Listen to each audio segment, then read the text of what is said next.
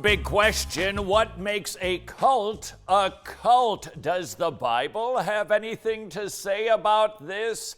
Absolutely. 2 Peter 2, but false prophets also arose among the people, just as there will be false teachers among you who will secretly bring in destructive heresies, even denying the master who bought them, bringing upon themselves swift destruction. Did you catch that?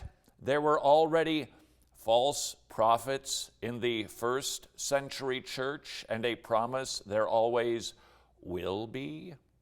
Matthew chapter 7, beware of false prophets who come to you in sheep's clothing, but inwardly are ravenous wolves. You'll recognize them by their fruits. So what are the fruits of a false teacher that would qualify him or her for being a cult leader?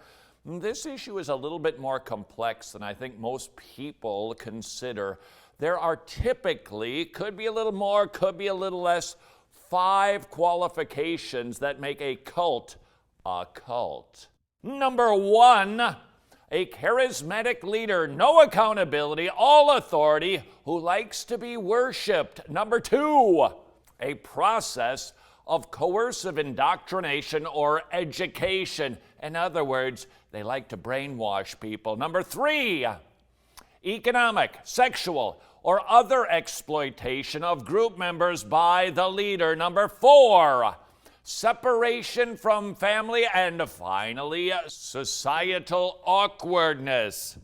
In other words, they tend to be kind of weird, regularly in compounds, fenced off from the world, separated from loved ones. There are many different ways a cult can be a cult. What are the implications? Number 1, Jesus warned this would happen. Bible's right again. Number 2, people are hurting and in need of community. Hello, church. Number 3, considering all the criteria necessary to be considered a cult, we should be pretty thoughtful in labeling any particular group a cult.